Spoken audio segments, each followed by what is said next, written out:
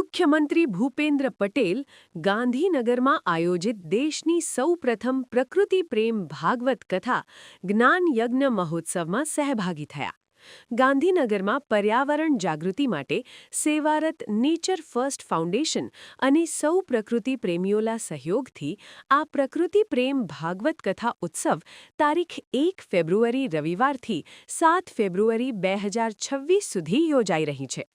આ કથાના છઠ્ઠા દિવસે મુખ્યમંત્રીએ કથા શ્રવણ કરીને વ્યાસપીઠની આરતીનો લાભ લીધો હતો.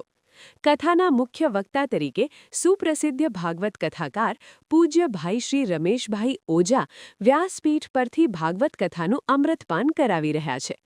ભાવિ પેઢીને કુદરતી આફતો સામે સુરક્ષિત કરવાના તેમજ જનમાનસમાં પર્યાવરણ પ્રત્યે જાગૃતિ લાવવાના મુખ્ય ઉદ્દેશ્ય સાથે શરૂ થયેલી આ કથા કોઈ પણ જાતના મંડપ કે પંડાલ વિના પ્રકૃતિના સંપૂર્ણ સાનિધ્યમાં વૃક્ષોની વનરાજી વચ્ચે સેક્ટર 6માં યોજાઈ રહી છે. બ્રહ્માંડના પંચતત્વ અને જીવસૃષ્ટિની જનેતા એવી પ્રકૃતિ માતાના જતન અને સંવર્ધનના ઉમદા હેતુ સાથે પાટનગર ગાંધીનગરમાં આ પ્રકૃતિ પ્રેમ કથા દ્વારા એક નવતર પ્રયોગ હાથ ધરવામાં આવ્યો છે.